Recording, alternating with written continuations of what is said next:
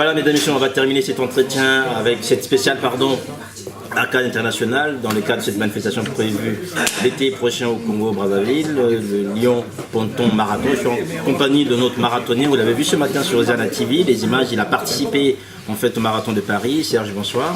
Bonsoir. Alors on vous sent fatigué, exténué, comment ça s'est passé ce matin? Je dirais très bien, mais à partir du 27e, un bis répétitas comme la dernière, au même kilomètre, 27, les crampes qui se déclenchent. Et puis voilà, donc j'ai été conduit par l'écoute de mon corps et de ma tête. Donc il fallait que tout soit en harmonie, sinon je risquais de me retrouver très mal à la fin. Et finalement j'ai géré ça et puis je suis bien arrivé au bout. Hein. Voilà, donc pour moi c'est essentiel. Voilà. Donc le marathon reste une épreuve. Une épreuve, ah oui, bien sûr, ça reste une épreuve. Ça ne se fait pas comme ça du jour au lendemain, hein. Il y a quand même 10 semaines de préparation sur un plan d'entraînement qu'on choisit. Hein. Mais je pense que l'analyse que j'en tire par rapport à ces deux échecs, enfin ces 2 années-là, c'est pas des échecs parce que je ne vais pas compétir, c'est qu'en fin de compte, peut-être qu'il faut que je revoie mes ambitions, hein, parce qu'il y a l'âge aussi qui avance, 52 ans, c'est pas rien. Et je travaille, donc, et puis on récupère moins rapidement avec l'âge. Donc du coup, peut-être faut que je revoie, parce que je cours pour le plaisir, alors pour le plaisir d'abord, et donc je cours pas pour faire la compétition. Alors, si c'est pour souffrir tout le temps, c'est pas très intéressant. Mais bon, cette souffrance, je la domine quand même, hein, sinon je ne serais pas arrivé au bout. Voilà. Alors Serge, on va rester d'abord sur le plaisir, d'autant plus que vous avez couru pour le plaisir, et aussi pour la bonne cause. Évidemment, bien évidemment, parce qu'aujourd'hui je cours en plus pour l'association qu'on a créée depuis 20 ans. On a eu depuis 2 ans, j'ai eu l'idée de dire, si on veut mettre un peu de lumière sur notre action, je pense qu'il faut créer quelque chose. Et moi, à travers mon expérience dans le domaine du sport, j'ai remarqué que, surtout dans le milieu de la course à pied, il y a une certaine humanité. Ça permet aux gens d'échanger, hein, d'apprendre à échanger, de vivre ensemble. Et puis voilà. Donc il y a aussi les valeurs du sport, il ne faut pas les ignorer, qu'on connaît tous, hein, qui sont les vecteurs de beaucoup de choses dans nos vies, qui sont des ressorts même, je dirais. Hein, c'est toute une éducation du sport. Hein. Voilà. Donc voilà. Voilà, vous avez couru pour le Lyon-Ponton Marathon, voilà. Qui est donc une course qui va avoir lieu cet été au Congo-Brazzaville. Est-ce que vous pouvez nous présenter rapidement, notamment, cet aspect sportif Cet aspect sportif. Elle va se décliner essentiellement en une journée de sportivité. Donc il y aura de la course à pied, de la marche aussi, parce qu'on va intégrer des marcheurs aussi autour de cette journée, hein, de ces événements. Et puis ce qui est bien, c'est que j'ai été reconforté en fait, quand j'étais au Congo. Les milieux les plus structurés humainement au Congo, ce sont les milieux sportifs. J'ai remarqué que les jeunes Congolais qui avaient besoin de s'évader un peu de leur quotidien, intégraient des clubs de sport et tout ça. Autant le foot, l'athlétisme, tout ça. Et j'ai vu des jeunes filles qui ont un niveau, avec leurs propres moyens, qui entretiennent un niveau de sportivité impressionnant. Ce sera donc l'occasion, en fait, et bien avant les Jeux africains, d'avoir en fait un événement sportif international au Congo de renom, d'autant plus que tout à l'heure Loïc nous expliquait que c'est une course en fait qui va se faire selon les normes internationales. Évidemment, on ne peut pas se déclarer marathon si on ne respecte pas les normes de la Fédération internationale d'athlétisme.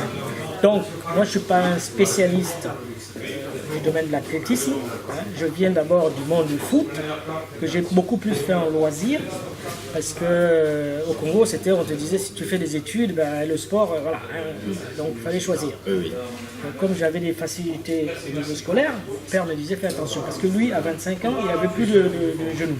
D'accord. Il était un footballeur, mais les genoux étaient partis, donc il était méfiant du sport, il fallait assurer quelque part. Donc voilà, donc on peut pas faire. Donc on a des spécialistes autour de nous qui vont évaluer ça. Et d'ailleurs on tire une partie de nos travaux par rapport à l'expérience d'un prêtre salésien qui a un événement de course à pied tous les ans, depuis 8 ans au Bénin. Et qui fonctionne bien. Qui fonctionne bien. Et c'est quelqu'un qui est intégré à notre équipe de travail. Alors, on voit que ce projet, c'est un projet ambitieux, international. Est-ce aussi l'occasion de lancer un appel aux sportifs congolais de la diaspora, en fait? Qu'est-ce qu'on peut leur dire aujourd'hui? Tout à fait. Peut-être qu'on n'est pas préparé encore pour travailler ce discours-là, Oui. mais le message a été compris par le ministère du Sport, de l'intérêt du sport de loisir dans un pays, puisqu'il a retrouvé dans notre projet cet aspect-là, cet aspect-là dans la vie quotidienne des personnes, des jeunes, des adultes. Tout à fait. Le sport est très important, et d'autant plus que pour accéder aux soins au Congo, c'est très difficile financièrement. D'où s'entretenir par le sport. Par le sport. Et on voit que les Congolais ont compris ça. Enfin, moi, je l'ai ressenti comme ça. Beaucoup de Congolais font du sport parce qu'ils savent que c'est du préventif. D'accord. Du préventif. Et aujourd'hui, par rapport à la diaspora, est-ce que c'est l'occasion de lancer un appel aussi à la diaspora? Évidemment, c'est pour une bonne accompagner idée. ce C'est projet, une- parce c'est qu'on a une bonne besoin. idée. Aujourd'hui, on demande qu'il y ait 50 personnes pour cette première édition et chacun peut contribuer efficacement à ce qu'on puisse trouver ces 50 marcheurs ou encore coureurs pour que cet événement puisse être un succès. Un succès, oui. Et un succès, tout à fait, oui. C'est encourageant ce que vous venez de nous dire. C'est un peu le travail qu'on est en train de faire, déjà en réseau primaire. Moi, j'appelle ça le réseau primaire, les parents, les copains, les gens qui se connaissent déjà. Mais après, à travers le réseau primaire, les choses peuvent prendre de l'ampleur. Tout à fait. Voilà, c'est ça. Ok, Serge, après Paris, on vous voit où? Disons qu'on a prévu d'être à Nice le 26 Dans 2 semaines, après avril, jour. dans 2 semaines. Et je vais beaucoup faire un accompagnateur. On va courir le semi avec lui. Mais on a identifié un compatriote sur place qui est très actif. C'est un ancien sportif et qui maintenant fait beaucoup de courses à pied. Oui. Et il a un réseau énorme, ce garçon. Très bien. Donc il va nous aider à mobiliser. Il a accepté de courir aux couleurs D'Arcade international. du Lyon-Ponton Marathon. Voilà, c'est ça. Donc après Nice, Après Nice, on a pensé à être à Leeds, en Angleterre.